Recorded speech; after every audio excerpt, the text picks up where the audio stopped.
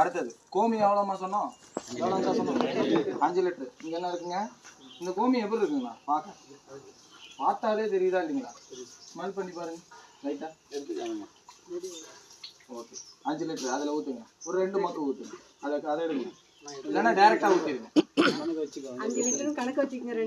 அதுக்கு நம்ம வந்து இதெல்லாம் முடிச்சுட்டு அப்படியே ஒரு பண்ணை பார்வையிடறதுக்கு போவோம். இந்த பண்ணையில் எப்படி இடுபொருள்லாம் நம்ம தயாரிச்சிருக்கிறாங்க, என்ன மாதிரி மாட்டு செட்டு இருக்குது, அது எப்படி கலெக்ட் பண்ணுறாங்க எடுக்கிறாங்க, இதெல்லாம் பார்க்கலாங்க. சரியா? ஊற்றுங்க. இப்போ எத்தனை லிட்டருங்க இது? 5 லிட்டரு கோமியம் ஊற்றுங்க. அடுத்தது கிளிஞ்சல் சுண்ணாம்பு. எவ்வளவு கிளிஞ்சல் சுண்ணாம்பு? 50 கிராம் போடுங்க. இது கல் சுண்ணாம்பா இருந்தால் கொஞ்சம் நல்லா கரைச்சிட்டு கல்லை எடுத்துட்டு நம்ம வந்து அந்த எசன்ஸ் மட்டும் நம்ம இருக்கிற மாதிரி இருக்கும். அதுக்குள்ள வச்சுருங்க. வெறுங்கையில் கொஞ்சம் தண்ணி கலந்துக்கோங்க. சுட்டோம்.